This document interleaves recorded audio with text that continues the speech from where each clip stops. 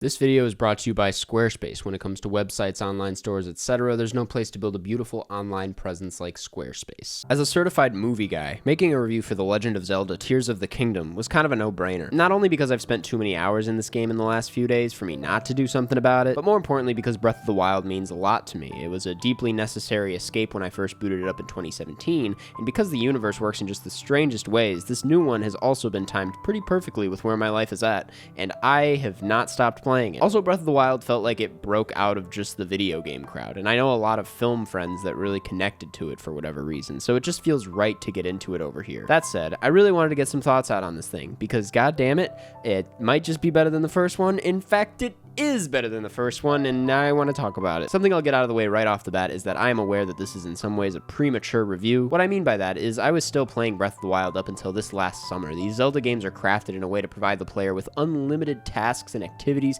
even after you've explored every inch of the map. There's always something to do, and if there's not something to do, there's something to try out. This is even more the case with Tears of the Kingdom. I'll probably be playing this thing for a while, and I'll never truly feel done, but I don't think I'll ever be as fully immersed in it as I am now. I definitely won't be as excited about it as I am this week, so what better time to get some thoughts out? To put it very simply, Tears of the Kingdom is basically everything I loved about Breath of the Wild and then some. Weirdly enough, even though that is exactly what I wanted, I was also a little worried that that would happen, because I, like a lot of people, was really hoping that with a new game, we'd get a lot of new stuff. I didn't want a DLC, I wanted a new game, and what we got here is like freaking 3 new games. And that's a great thing. Your first exploration, and this isn't a spoiler as it is the first thing you do in the game, is you explore this sky island and go about a pretty similar routine to that of the first game. You get to know the different weather, you learn your arm stuff, the things you can do with your cool new arm. It's like a really lengthy tutorial, but if we're calling it a tutorial, it's probably the most fun a tutorial could possibly be. See, this game kind of pulls off the impossible in that way. On one hand, no pun intended, a lot of the controls are about the same.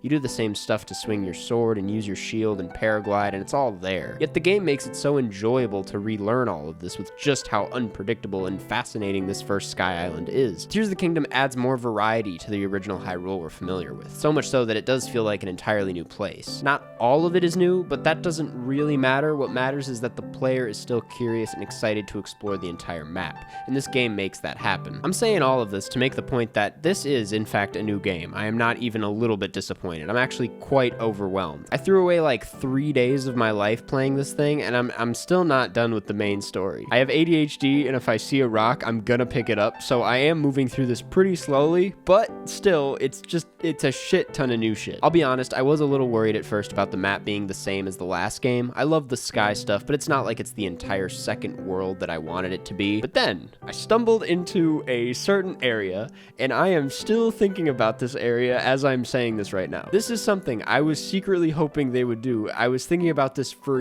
years, and they did it. I was over the moon. I was overwhelmed. I was shocked. It is one of the best feelings I've ever had playing a video game. I'm being very vague about this discovery on purpose, even though so many people have spoiled it in their own reviews already, but I'm only being vague about it because this sense of discovery and surprise is what makes this game so special, especially when you're so immersed in it and it kind of hits you out of nowhere. I don't want to ruin this reveal for you guys, so I'll refrain from mentioning what it is that I'm talking about, but thank you, Nintendo.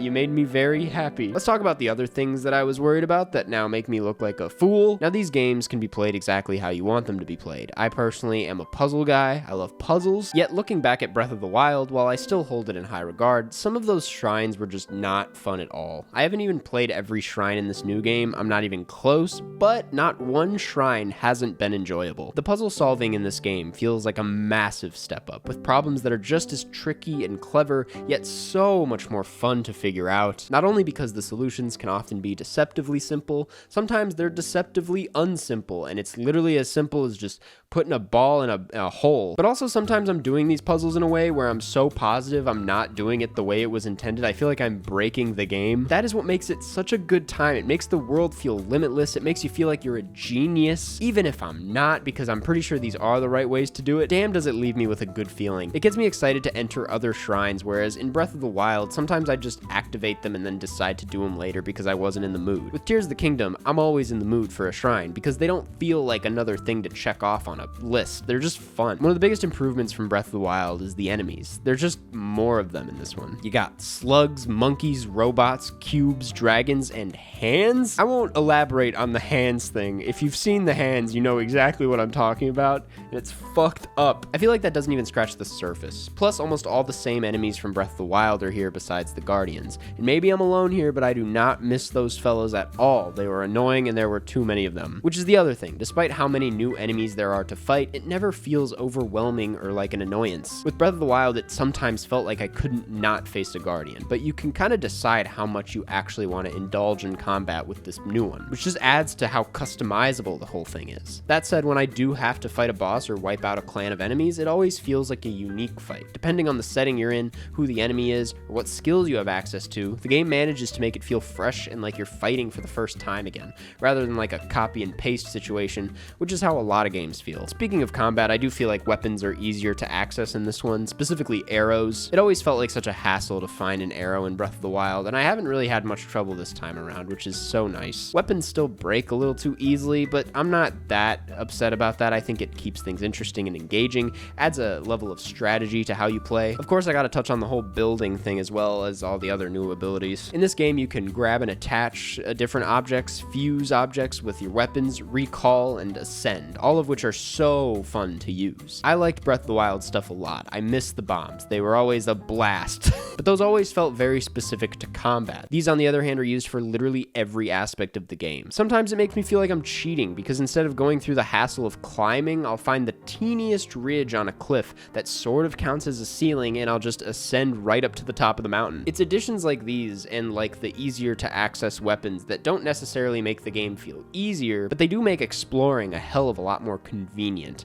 and that's what matters. The player still has to be engaged and you're constantly making decisions. There is effort to be put into this. They've just made it so that getting from point A to B is way more enjoyable and less of a headache than it sometimes used to be. The story is fine. I think there are some interesting and cinematic moments here and there, like when you see Zelda super briefly and everyone was like, wait, was that Zelda? But if there was anything copy-paste about this, it is the story structure. Each temple is super unique, but the way you go about them is a bit repetitive and predictable, which is a bit of a disappointment. Then again, the game feels mostly focused on immersion, making sure you're having fun, and they succeeded more than I could have ever imagined in that, so I can't complain too hard about a shallow story. We weren't really asking for something mind-blowing in that department. And on top of all of that, despite the Switch being embarrassingly behind every other big-name gaming console in 2023 with its quality, I thought the game itself looked and sounded gorgeous, all things considered. The lighting, the reveals of some of these locations, the character design, the extremely unsettling music at times, all of it is so inviting and so soothing to the eyes and ears. Makes it just that much easier to fully lose yourself in this game because of just how soothing it all is. So like I said, Tears of the Kingdom is like everything I loved about Breath of the Wild, but it's even better. It's like when you're first born and you're crawling around the world and you're like, this is pretty good, the world seems pretty awesome. And then this game is like when you learn to walk and you're like, oh, I can do so much new shit now. So obviously, I love this game. I love to walk around. And playing through this new one, despite putting some serious hours into the first game, I felt like I was discovering this world for the first time again. And that is quite the feat. I can't recommend this game enough, even if you aren't into video games. I promise you'll probably get lost in this thing pretty easily. I guess the entire point of me making this video was to give you guys a reason for why there might not be a lot on my next What I Watched This Month video. And that's what I gotta say. Thanks for watching. Go play The Legend of Zelda Tears of the Kingdom and form your own opinion. And before you head out, I gotta thank this week's sponsor, Squarespace. Now, Squarespace, if you didn't already know, is a place where you can go online to build your brand, whether it be an online store, a blog, a portfolio, you name it. They have professional portfolio designs where you can create galleries for that work of yours, as well as password-protected pages for clients. Me personally, I'm a big fan of their video block feature, which allows me to showcase some of my favorite work in a way that looks really nice and matches my style. Plus, they have a built-in mobile web designer, which makes it so that no matter what website you make, it's going to look great no matter what platform it's on, while still matching that unique style of yours. The best part about it all, though, is that if you go to squarespace.com/Karsten, my name, you can get 10% off of your first purchase. So guys, really, no reason not to give it a chance. Give it a chance. They're great. Thanks to Squarespace for sponsoring this video. Thanks for watching this video, and I will see you all in the next one. Bye-bye.